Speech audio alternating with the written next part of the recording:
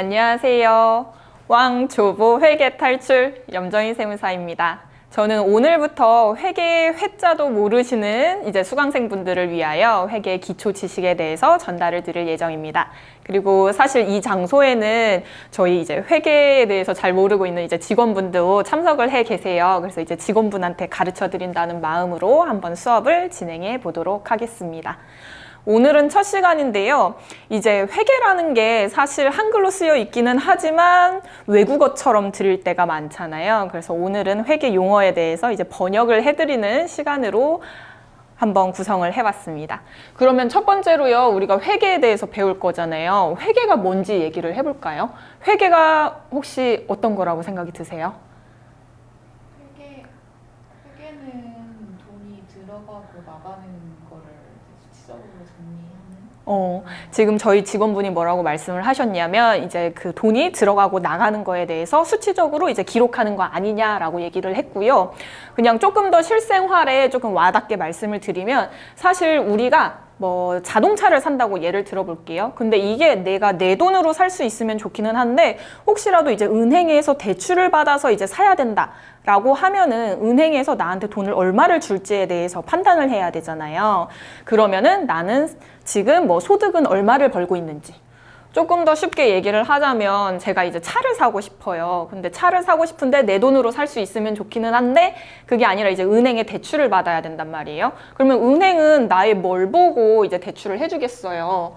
나라는 사람이 있었을 때 내가 실제로 뭐 소득은 얼마가 발생하는지, 만약에 내가 대출을 받았는데 소득이 없어가지고 갚지 못한다면 다른 재산은 뭐가 있는지, 뭐 부동산이라던가 아니면 갖고 있는 소득이 뭐가 있는지를 이제 알고 있어야지 이걸 기반으로 해서 은행 입장에서는 이제 얼마를 꿔줄지 아니면 언제까지 이제 그 갚으라고 할지를 정할 수가 있잖아요. 이런 것처럼 나 자체로 이제 정리가 되는 게 아니라 외부에 있는 주체가 나를 보고 뭔가 의사결정을 할 때 이제 그 근거가 될 수 있도록 제공해 주는 게 이제 회계라고 보시면 조금 더 쉽지 않을까 싶습니다. 그래서 우리는 회사 입장에서 봐야 되잖아요. 이 회사가 아까 예로 든 걸로는 이제 나인 거죠. 그리고 은행이라던가 아니면 이제 외부에 있는 인물들. 회사 입장에서 봤을 때는 이제 세무서라던가 국세청도 이제 외부에서 나를 판단하는 이제 주체가 될 수 있고요. 가장 가깝게는 우리 회사를 구성하는 이제 경영자라던가 아니면 이제 직원분들 같은 경우에도 우리 회사에 대해서 판단을 해야 될 거예요. 그리고 가장 마지막으로는 이제 주주분들. 우리 회사가 이제 커가는 데 있어서 얼마를 투자해 줄지에 대해서 의사결정을 하는 이 외부의 그 주체자들이 있는데요. 이 사람들이 우리 회사에 대해서 이제 의사결정을 할 때 이제 유용한 정보를 제공하기 위해서 이제 경제적 사건. 회사 같은 경우에는 이제 이익 집단이잖아요. 그렇다 보니까 이제 회사가 이제 경제적으로 활동한 것들에 대해서 이제 외부에 있는 사람들이 의사결정을 할 수 있도록 수치적인 데이터를 제공해주는 일련의 시스템을 회계다라고 보시면 됩니다. 그러면 이 회계를 통해서, 이 시스템을 통해서 이제 외부에 있는 사람들이 알게 되는 것들은 어떤 것들이 있을까요? 크게는 두 가지를 알 수가 있는데요. 재무 상태. 재무라고 하는 거는 그 회사의 자산은 얼마가 있는지, 부채는 얼마가 있는지, 자본은 얼마로 되어 있는지를 알 수 있다는 건데요. 이거를 조금 더 쉽게 풀어서 말씀을 드리면 자산이라는 거는 뭐 부동산이라던가 아니면 현금일 수도 있고요. 아니면은 이제 사업과 관련돼서 기계장치를 구매한다던가 이런 갖고 있는 재상 상태를 의미하는 거고요. 이제 부채 같은 경우에는 이제 제3자한테 꾼 돈이라고 쉽게 얘기를 할 수 있고 자본은 이제 그 회사를 설립했던 주주들이 넣어놓은 내 돈이라고 보시면 됩니다. 그래서 이 자산, 부채, 자본을 표시해주는 이제 최종적인 보고서가 재무상태표다라고 보시면 됩니다. 이게 쉽게 보는 방법은요. 이 회사가 지금 재산을 가지고 있잖아요. 이 재산을 뭘로 샀는지를 이 부채와 자본을 통해서 알 수 있다라고 보시면 됩니다. 그 다음에 이제 두 번째로 알 수 있는 거는 기업의 경영 성과에 대해서 알 수 있는데요. 경영 성과는 뭘까요? 그 회사가 얼마나 돈을 벌었는지를 의미하잖아요. 그렇다 보니까 수익, 매출은 얼마가 나왔는지, 그 다음에 그 매출을 발생시키기 위해서 비용은 얼마가 들었는지, 그럼 이 매출에서 비용을 빼고 나면은 그제서야 이제 그 회사가 실제로 얼마를 벌었는지에 대해서 이제 알게 되는데요. 이 경영 성과를 표시해주는 최종 보고서가 우리는 이제 손익계산서인 거죠.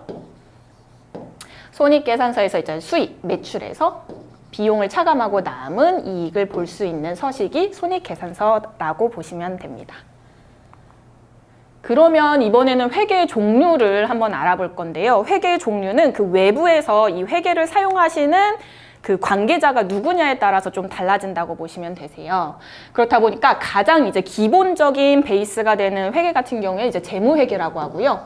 이 재무회계 같은 경우에는 어느 이용자든지 이제 사용을 할 수 있도록 그 회계를 다른 종류로 바꾸는 데 있어서 베이스가 되는 회계라고 보시면 됩니다. 그래서 특히 재무회계 같은 경우에는 이제 외부인들, 이제 주주분들이 이제 투자 의사 결정을 할 때 보는 거고요.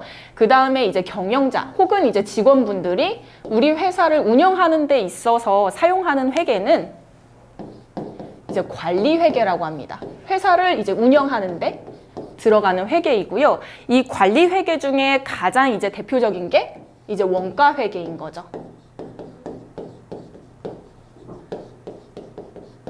이 원가 회계 같은 경우에는요, 특히 이제 제조업종들이 그 제품을 제작을 할 때 그 제품 자체에 들어가는 이제 원재료라던가 아니면 이제 공장 시설에서 발생하는 비용들, 이런 것들이 얼마나 들어가는지에 대해서 정리한 이제 회계라고 보시면 됩니다.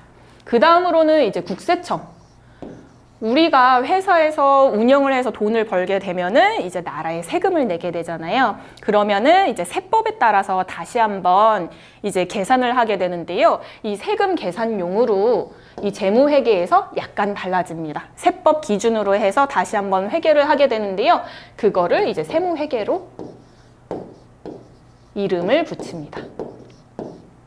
그렇게 해서 회계의 경우에는 크게 이제 4종류로 나뉜다고 보면 됩니다. 이제 베이스가 되는 재무회계, 그 다음에 이제 내부에서 운영을 하는데 필요한 관리회계, 그 관리회계 중에서도 이제 제품 쪽, 이제 제품 원가에 관련된 게 원가회계라고 얘기를 하고요. 마지막으로 이제 회사에서 세금을 납부할 때 이제 다시 한번 정리하는 게 세무회계다라고 보시면 됩니다. 그래서 이제 정리를 해보면 이렇게 나뉘는 거죠. 그 다음으로는 이제 회계는 그러면은 어떤 것들을 이제 기록하는지에 대해서 한번 설명을 드려보도록 할게요. 회계라는 거는 이제 회사의 거래 내역을 숫자로 적는 것을 의미하는데요. 그렇다고 하면은 우선 첫 번째로는 거래 내역이 나와 있어야 되고요. 그 다음에는 이제 숫자로 적는 그 단계가 나와야 되겠죠. 첫 번째로는 저희가 거래 내역부터 한번 살펴보도록 할 거예요.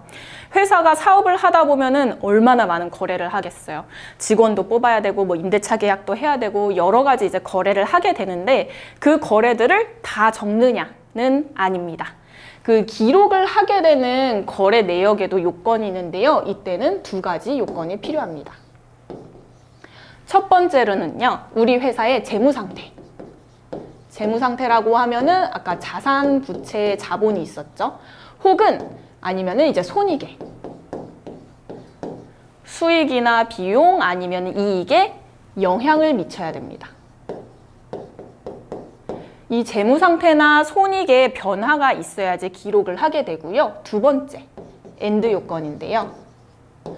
우리가 숫자로 기록을 하는 거잖아요. 그래서 측정이 가능해야 됩니다.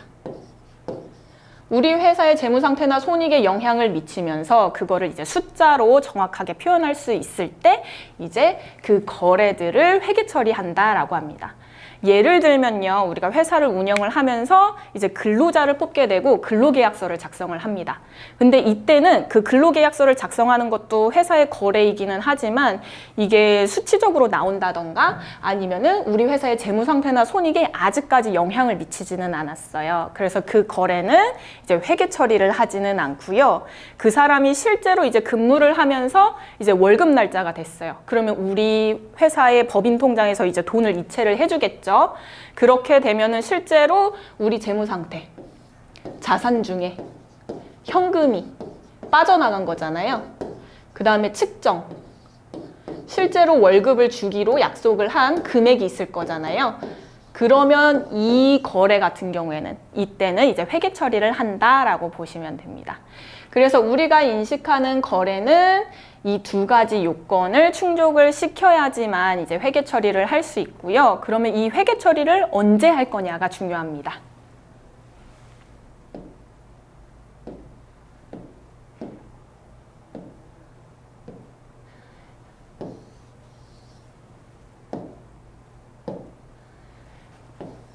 이 회계 처리를 하는 방식에는 이제 두 가지가 있는데요. 한 가지는 실제로 현금이 왔다 갔다 할 때 인식한다.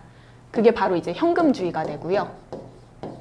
아니다. 현금이 왔다 갔다 하지 않더라도 실제로 내가 돈을 줄 의무가 발생했다거나 아니면은 이제 부채가 발생했을 때 이제 인식한다. 이게 발생주의입니다. 이 현금주의 같은 경우에는 만약에 제가 앞서 예를 들었던 그 근로자한테 급여 줄 때 있잖아요. 직원한테 급여를 주는데 이게 안타깝게도 우리 회사에 돈이 없는 거예요. 그래서 이제 월급날에 급여를 못 줬어요. 그러면 현금주의에 따라서는 돈이 실제로 안 나갔죠. 그래서 그 비용은 이제 인식을 하지 않는 거예요. 그 급여의 경우에는 인식을 안 하게 되고요.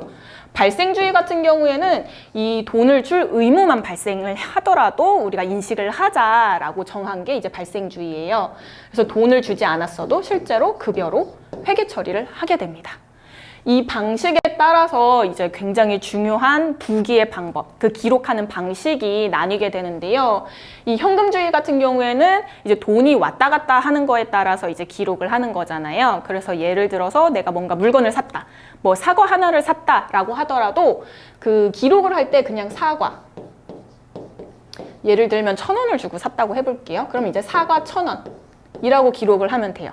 그 다음에 뭐 컵, 만약에 뭐 500원 주고 샀다. 그러면 컵 500원. 이런 식으로 그 돈을 어디다가 썼는지만 기록을 하면 됩니다. 당연히 이거에 대해서 지출된 거는 현금이겠죠. 그렇다 보니까 어디에다가 썼는지 한 가지만 이제 기록을 하면 돼요. 이거를 저희가 단식부기라고 하거든요.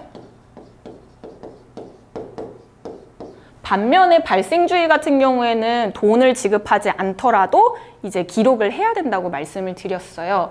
그렇다 보니까 그럼 돈을 안 줬으면 뭘 줬는데 아니면은 뭘 해줘야 되는데가 궁금해지는 거예요. 그렇다 보니까 얘는 항상 쌍으로 이제 기록을 하게 됩니다.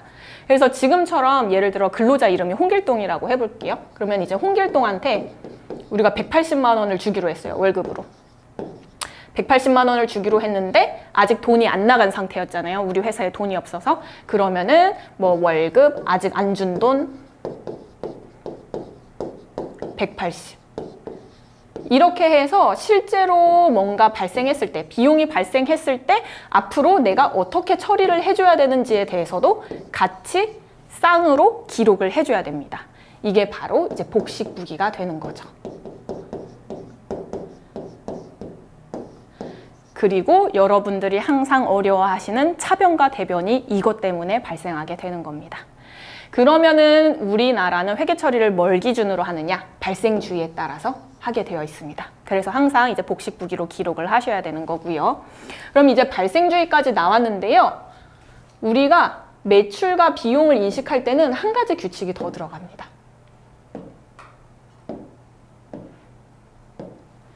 이제 발생주의에 따라서 회계 처리를 하기로 했는데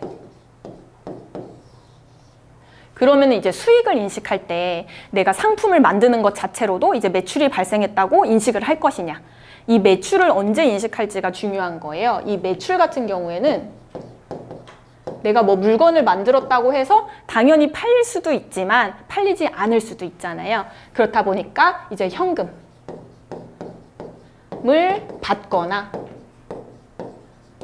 아니면 이제 받을 가능성이 명백할 때, 높을 때 이거를 실현주의라고 합니다. 이 실현주의에 따라서 이제 매출을 인식하게 되는 거고요. 그러면은 비용은 언제 인식을 할까요? 비용 같은 경우에는 세 가지 종류로 이제 나뉘게 됩니다. 첫 번째로는 이제 직접 대응.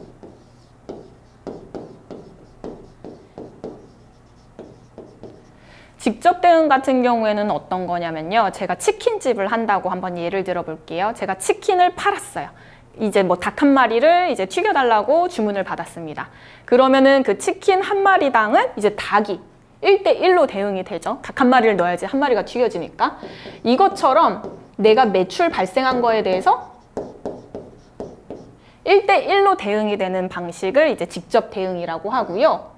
제가 치킨집을 하는데 뭐 닭만 들어가는 거는 아니잖아요. 그래서 이제 치킨을 튀길 튀김기를 샀다고 예로 들어보겠습니다. 뭐 500만 원짜리 튀김기를 샀어요.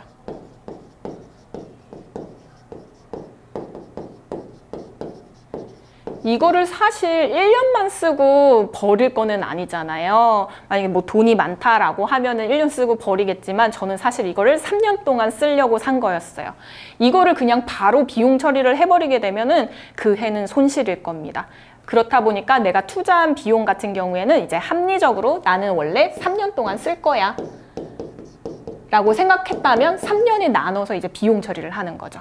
이거 같은 경우에는 사실 회계 기준이 정해져 있습니다. 뭐 기계장치 같은 경우에는 몇 년 동안 이제 감가상각을 해라 이런 식으로 해서 기준이 정해져 있는데요. 이런 것들을 우리는 그 합리적인 방식에 따라서 이제 기준을 정해 놓은 거죠. 얘의 가장 대표적인 예가 방금 말씀드렸던 이런 투자 자산들을 비용 처리하는 감가상각 이 가장 대표적인 예라고 할 수 있고요. 그리고 이제 마지막으로 설명드릴 부분은 제가 이제 치킨집 할 때 치킨이 잘 팔렸으면 좋겠어가지고 전단지도 돌리고 이제 뭐 CF 광고 촬영도 했다고 쳐볼게요. 이거 같은 경우에는 제가 찍기는 했지만 실제로 매출에 얼마나 이제 영향을 미치는지는 잘 알지 못해요. 이런 것들은 그러면은 1대1로 대응이 되는 것도 아니고 뭐 몇 년에 걸쳐서 이제 비용 처리를 하라라고 이제 말을 할 수도 없는 거죠. 이런 것들은 그냥 그 해에 바로 비용 처리, 즉시 비용 처리를 하도록 이제 기준이 되어 있습니다. 그래서 우리가 비용을 인식할 때는요, 직접 대응시킬 수 있는 것들은 대응을 시키는 거고, 그다음에 이제 몇 년에 걸쳐서 이제 사용하는 자산 같은 경우에는 확실히 이제 매출을 발생시키는 데는 도움이 되는 거잖아요. 이건 이제 합리적 기준에 따라서 이제 배분하게 되어 있고요. 마지막으로 이제 매출에 대한 그 비용이 연관성을 명확하게 처리할 수 없을 때는 바로 그 해에 비용 처리를 하도록 되어 있습니다. 그래서 지금 회계에 있어서 거래 내역을 어떤 것들을 언제 인식하는지에 대해서 제가 설명을 드렸습니다. 그래서 한번 보면요. 다시 정리해보면 이제 거래 같은 경우에는 두 가지 요건을 충족해야 된다고 했어요. 재산 상태나 손익에 변화, 영향을 미쳐야 된다. 그 다음에 이제 확정된 돈으로 표시, 측정이 가능해야 된다라고 말씀을 드렸고요. 그 다음에 언제 기록할까에 있어서는 발생주의. 현금주의처럼 실제 현금이 들어오고 나갈 때 인식하는 게 아니라 이제 변동을 일으켰을 때 그때 인식한다라고 말씀을 드렸습니다. 따라서 그거에 따라서 이제 복식부기가 발생하게 되고요. 그 다음에 이제 매출과 비용 같은 경우에는 매출은 실현주의. 이제 현금 또는 현금 청구권을 얻었을 때 이제 매출로 인식한다. 그 다음에 이제 비용 같은 경우에는 매출에 따라서 이제 발생하게 되는데 직접 대응되는 거는 이제 매출액과 매출 원가 이게 닭에 해당하는 거죠. 그 다음에 이제 합리적이고 체계적인 방법에 따라서 기간을 배분하거나 대표적인 예가 감가상각비였고요. 그 다음에 미래의 경제적 효익을 합리적으로 측정할 수가 없어요. 이게 얼마의 이제 매출을 발생시키는지 모를 때 그럴 때는 단기에 즉시 비용 처리한다 라고 설명을 드렸습니다. 그러면 그 다음으로 이제 기록을 할 거예요. 숫자로 적을 건데 이 단계에서 뭘 해야 되냐면 이제 계정 과목을 고르고요. 그 다음에 이제 금액을 넣어줘야 됩니다. 그 계정 과목이라는 거는 뭐냐면요. 제가 아까 인건비 지급할 때요. 홍길동 180 그리고 뭐 아직 안 준 돈 180 이렇게 적었었어요. 거래를. 사실 회사에서 뭐 자기 편한 대로 적을 수는 있는데 우리가 회계가 왜 한다고 얘기를 했었어요? 외부에 있는 정보 이용자들한테 유용하게 의사결정을 하는데 도움이 되는 정보를 주는 거라고 했잖아요. 그래서 그냥 나 좋을 대로 쓰게 되면 외부에서는 뭔 소린지 몰라요. 그렇다 보니까 이거를 통일된 규칙에 따라서 이 단어로 쓰자라고 정의를 해놨는데요. 그게 바로 계정 과목입니다. 많은 거래 내용을 특정 단어로 정해놨어요. 그래서 이제 그걸로 이제 기재를 하게 되면 누가 보더라도 이제 알아들을 수가 있는 거죠. 그래서 이제 계정 과목을 선택을 해줘야 되고요. 그 다음으로는 이제 금액을 얼마로 기재를 할지에 대해서 정해야 됩니다. 보면은 취득 원가 기준. 이거는 뭔 소리냐면 내가 그거를 구매를 했을 때 치킨집 예를 들면 아까 내가 닭을 구매했을 때 얼마에 샀었는지 그 취득했었을 때의 금액을 가지고 이제 기록을 하는 거를 취득 원가라고 합니다. 그 다음으로는 이제 장부가액이 나와 있는데요.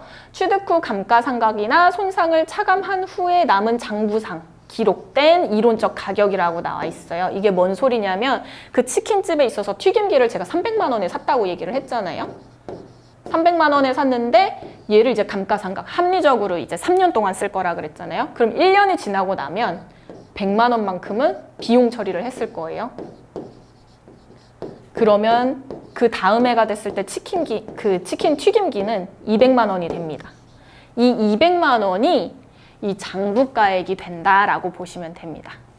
실제로 그 튀김기가 뭐 200만 원인지 아니면은 뭐 팔았을 때 250만 원을 받을지는 알지 못해요. 그냥 이거는 이론상으로 우리가 비용 처리한 금액을 차감하고 내 회계장부상에 남아있는 금액이다라고 보시면 됩니다. 그 다음으로 이제 마지막으로는요. 공정가액이 나와 있는데요. 시가래요. 뭔 소리냐면 실제로 내가 시장에 가서 지금 팔았을 때 얼마냐는 거거든요. 그래서 만약에 그 튀김기를 시가로 이제 기록을 해 놓는다라고 하면은 내가 이제 중고로 판매를 했을 때 얼마로 팔리는지 예를 들어서 250만 원에 누가 사겠다고 예를 들면 그러면은 나는 그 회계 장부상에 250만 원으로 기록을 해야 되거든요. 이런 식으로 하다 보면은 얘가 실제로 얼마에 샀었는지 얼마만큼 비용 처리를 받았는지 알 수가 없어요. 그렇다 보니까 이 시가가 중요한 것들. 이 지금 현재 팔렸을 때 얼마에 팔릴 수 있는지가 중요한 뭐 단기 투자 자산이라던가 이런 것들만 몇 가지만 이제 시가로 기록하도록 정해져 있습니다. 그러면은 이제 계정 과목 선별하고 이제 금액 결정하는 방식에 대해서 말씀을 드렸고요. 그 다음으로는 그 계정 과목이 우리 회사의 재무 상태나 아니면은 이제 손익 중에 어디에 해당하는지를 정해줘야 됩니다. 예를 들어 아까 또다시 이제 홍길동 얘기를 들면 그 홍길동한테 줘야 되는 급여가 우리 회사의 자산인지 부채인지 아니면 수익인지 비용인지 이 중에 어딘지를 이제 골라줘야 된다는 말이에요. 어쨌든 간 우리가 그 거래 내역을 기록하기 위해서는 그 거래 내역이 재무 상태 아니면은 손익에 영향을 미쳐야 된다고 말씀을 드렸잖아요. 그래서 이 중에 어디에 영향을 미쳤는지를 결정해야 됩니다. 그 다음에 마지막으로는 이제 기록을 하게 되는데요. 그 기록을 하는 장소가 장부이고요. 그 장부에다가 기록을 하는 행위 자체를 이제 분계라고 합니다. 그래서 이 분계를 보면요. 아까 우리가 발생주의 말씀드렸을 때 복식, 쌍으로 우리가 기록을 해야 된다고 말씀을 드렸잖아요. 이 쌍으로 기록을 할 때 그 왼쪽에 기재를 하고 오른쪽에 기재를 하는 걸로 정했습니다.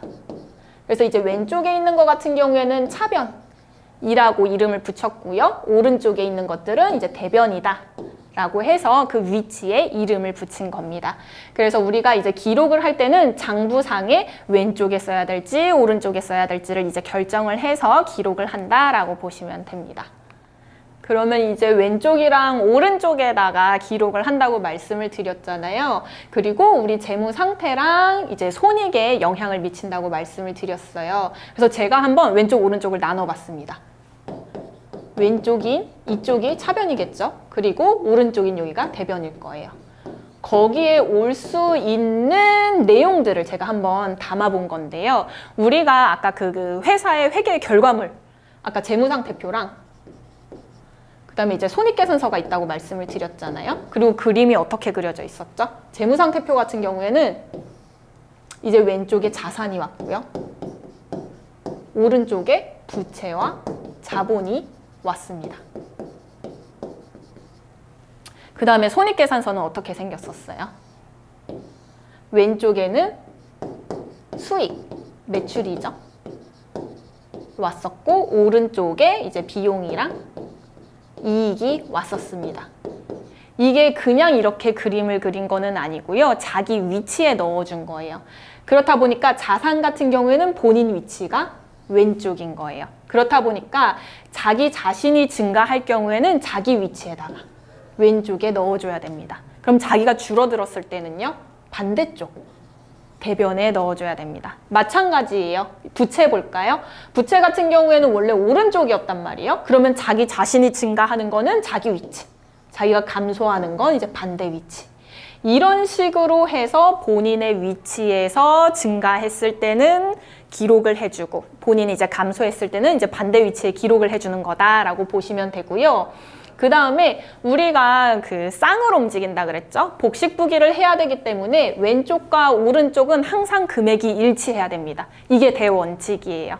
그렇다 보니까 같은 위치에 있는 거래들이 나온다거나, 예를 들면 자산이 증가하면서 부채가 감소한다거나, 아니면은 이제 자산이 감소하면서 부채가 증가한다거나, 이런 거래들은 나올 수가 없고요. 그 다음에 뭐 이쪽에 있는 것 중에 하나, 오른쪽에 있는 것 중에 하나가 나와야 되고 금액 역시도 일치해야 됩니다.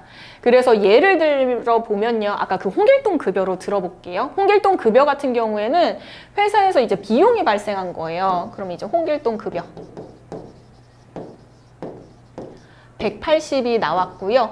그 다음에 회사의 재산, 자산인 현금이 이제 180만 원 나가는 거예요. 여기서 봤었을 때 비용의 발생과 자산의 감소가 발생했으니까 위치적으로 문제가 없죠. 그 다음에 180만 원이면 당연히 180의 현금을 이제 줘야 되겠죠. 그렇다 보니까 수치적으로도 이렇게 일치해 줘야 됩니다.